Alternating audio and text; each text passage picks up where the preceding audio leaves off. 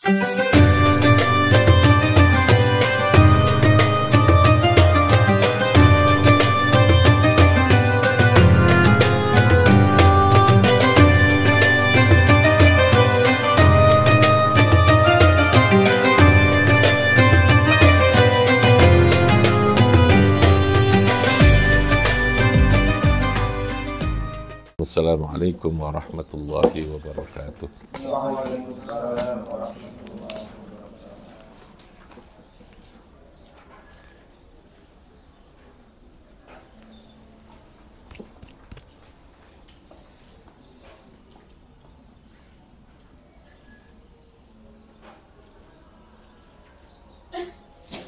Bismillahirrahmanirrahim.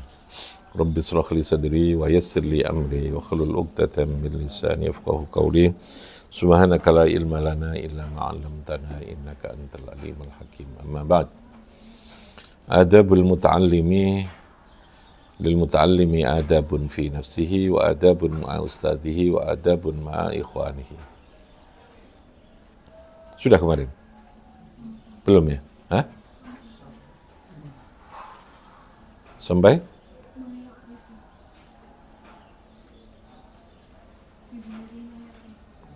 Bighairi ma ya'rifu. Kemarin ada kesalahannya. Salam baca saya, ulang sedikit ya. Adabul muta'allimi, adab muta'allim. Muta'allim itu orang yang belajar. Ya.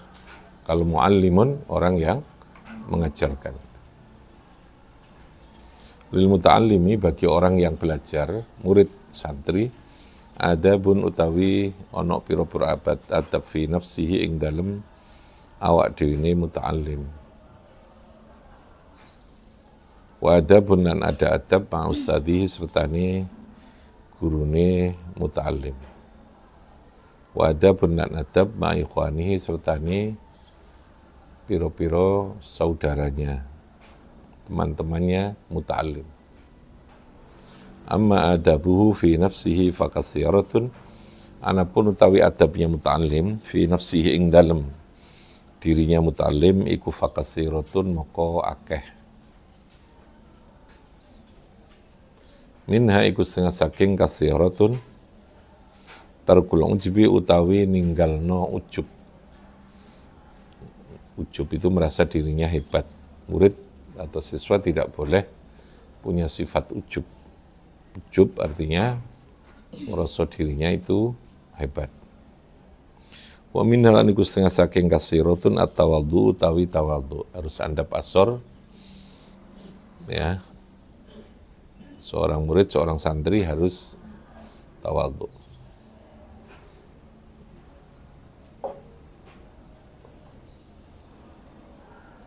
Tidak boleh ada sifat sombong. Wasidqu lan jujur.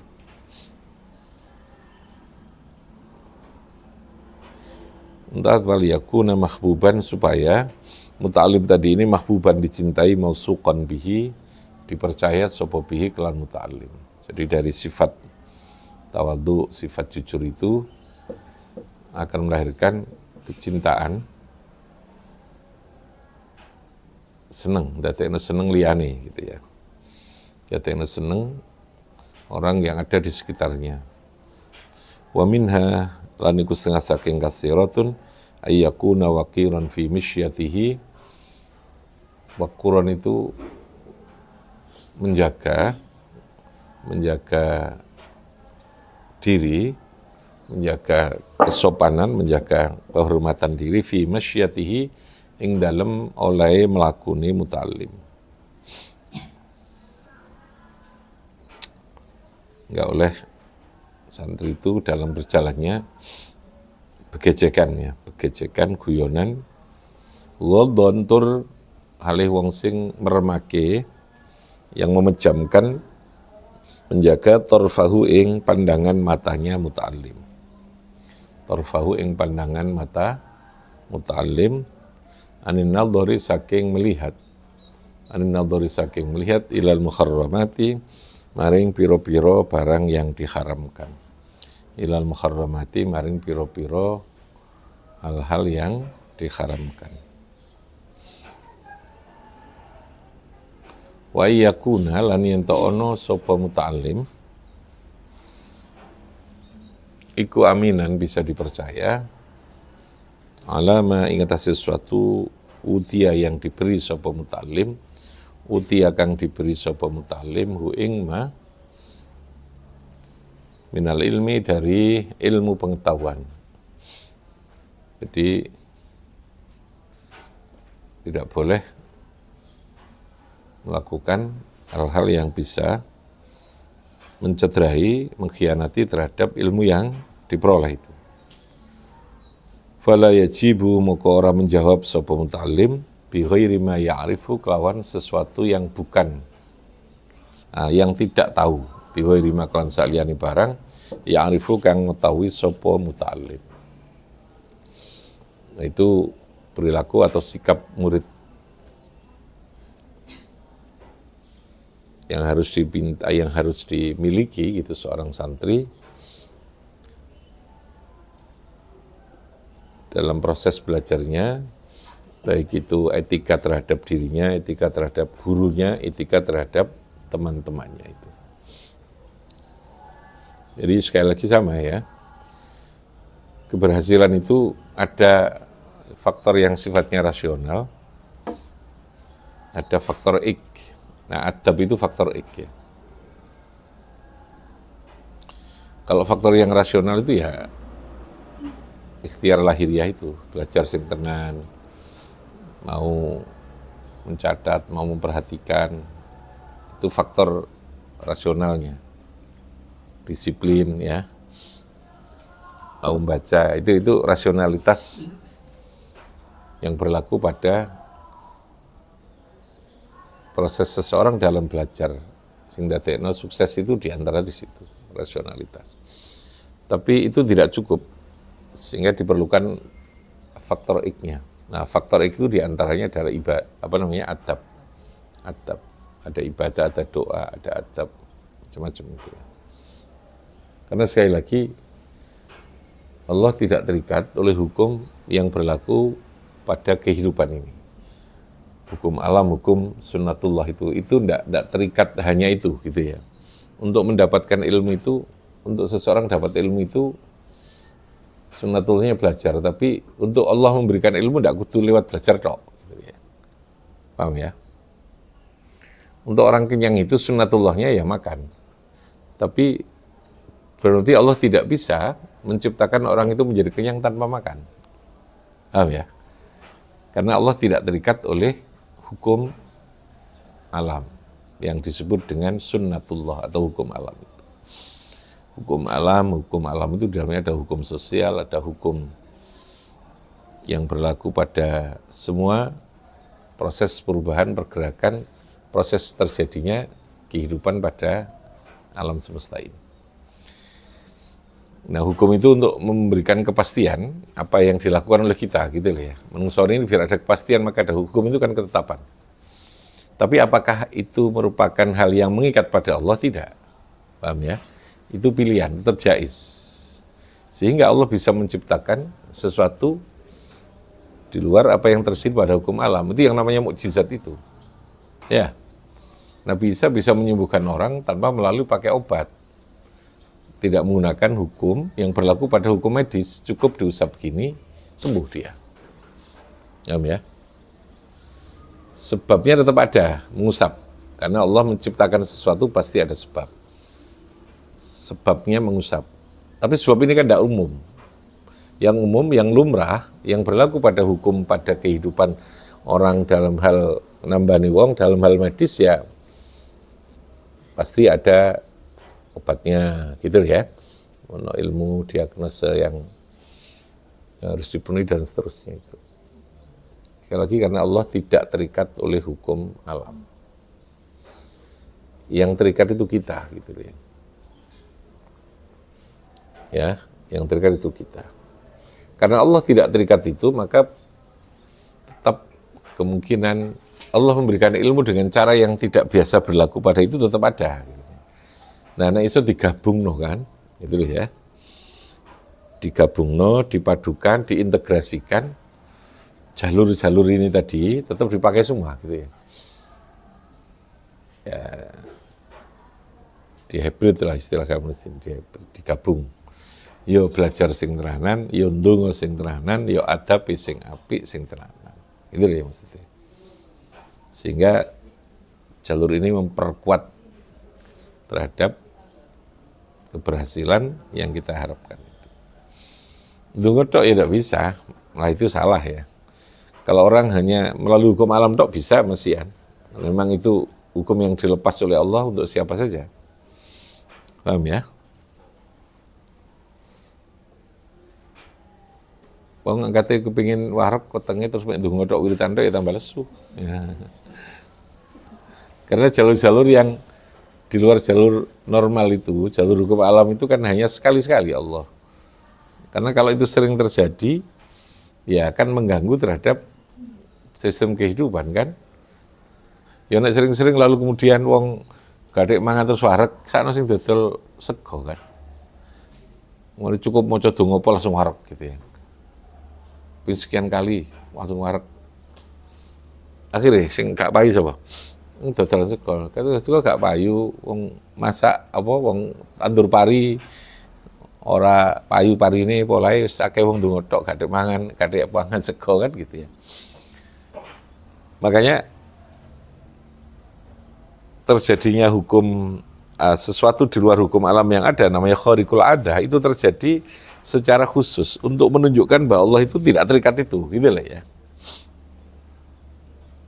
Tidak terikat hukum alam itu. Jadi hukum yang terjadi pada kehidupan alam semesta sifatnya apa? Itu apa? Jaizun apa? Jaizun fi haqqihi ta'ala, fi haqqihi. Tetap pilihan, bukan keharusan bagi Allah. Choice. Ya, betul. Apa? Option. Itu adalah sebuah pilihan. Tidak sesuatu yang bersifat harus, lazim tidak. Oke ya. Sehingga orang belajar tadi itu ada sikap-sikap yang harus dibangun. Apa hubungannya ilmu dengan urusan tadi ini ya? Jujuran, rendah hati gitu ya. Ya memang tidak ada langsung, tapi itu bagian dari cara bagaimana Allah memberikan ilmu itu. Maka di dalam pondok itu ada barokah, ada ini. Ya karena yakin itu ada, faktanya memang ada gitu ya. Oke, wa ma adabuhu ma ustadhihi sekarang.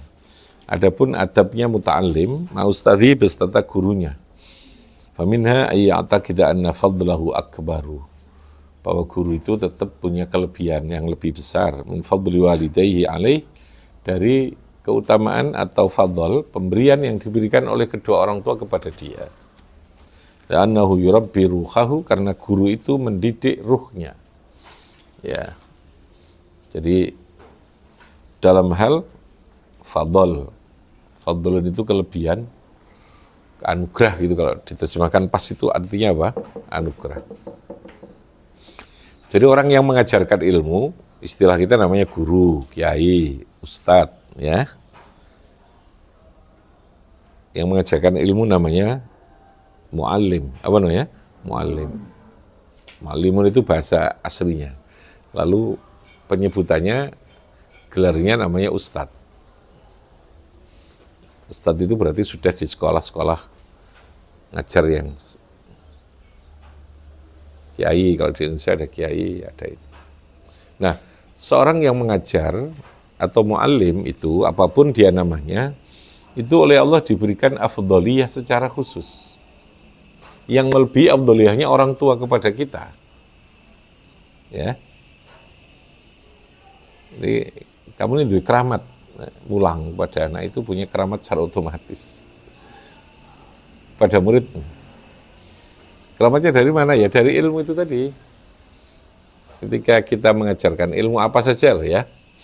Itu hanya ngaji kitab. Buh ilmu fisika, kimia, bahasa Indonesia, bahasa Inggris, pencak silat.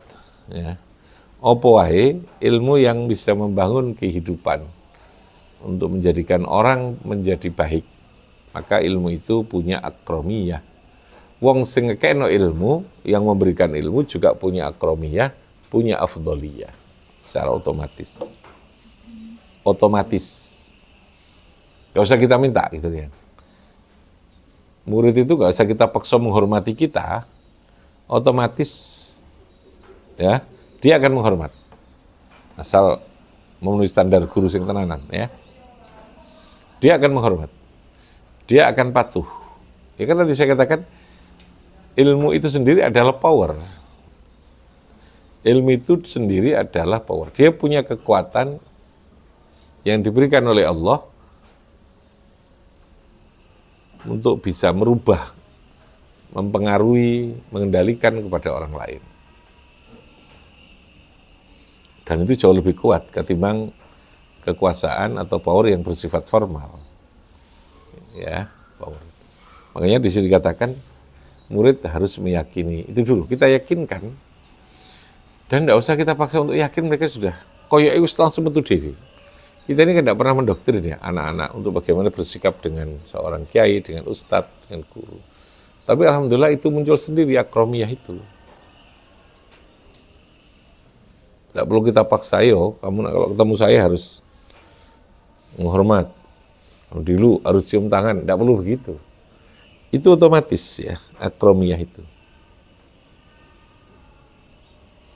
Melebihi dari akromiyah yang dimiliki orang tua terhadap anak. Kenapa? Li'annal mu'allima, li'anna ustadahu, li'anna syaikhahu, yurabbi ruhahu. Ya, karena yang dididik, yang diisi, yang diberi makan oleh seorang guru itu adalah ruhnya. Ruh yang diberi hidayah, yang diberi gizi itu. Ruh itu kekuatan yang paling terdalam dalam diri seorang manusia ini. Fisik ini sesungguhnya tidak punya kekuatan apa-apa. Yang menjadi kekuatan itu karena ada ruh. Yang kuat itu ruhnya itu. Sementara seorang guru itu mengisi jiwa. Ya. Nek wong tua kan kayak duit mangan paling dadi cilok dadi kotoran, ya sudah selesai kan. Tapi kalau ruh dia memperkuat ini, makanya akromiyahnya seorang guru itu lebih tinggi. Karena guru punya afdholiyah ini kudu dijogo, itu maksud gitu. Ya, harus dijaga, kita tidak main-main gitu. Memilih menjadi seorang guru itu artinya memilih untuk menjaga segala kemuliaan yang berkaitan dengan ilmu. Makanya standar adabnya seorang guru itu jauh lebih tinggi. Paham ya? Harusnya itu. Apalagi yang dibawa ilmu. Standar adabnya itu lebih tinggi. Standar kiai lebih tinggi lagi gitu. Standar adabnya. Adab itu tidak semata perform ya. Kita boleh saja pakaian kausan umpamanya. Ya dalam kondisi tertentu, ya toh? Ya enggak apa-apa. Kita tetap bercakap guyon biasa. Tapi menjaga tadi ini ya. Standarnya, makanya dalam bahasa tasawuf itu semakin tinggi tingkat kemuliaan seseorang, maka adab itu semakin tinggi, semakin tinggi. Yang orang lain bebas nongkrong di warung gitu, karena kita menjadi seorang kiai, menjadi guru kan tidak bebas. Paham ya? Merokokan, ngopi gitu ya. Makanya orang dengan tanpa status kemuliaan apapun itu jauh lebih merdeka saja nih. Tapi gak dianggap bohong gitu ya. Karena ada tadi akromiyah, ada apa? Afdholiyah. Nah, yang harus kita jaga adalah akromiyah dan afdholiyah dari kita tadi. Oke, saya kira begitu.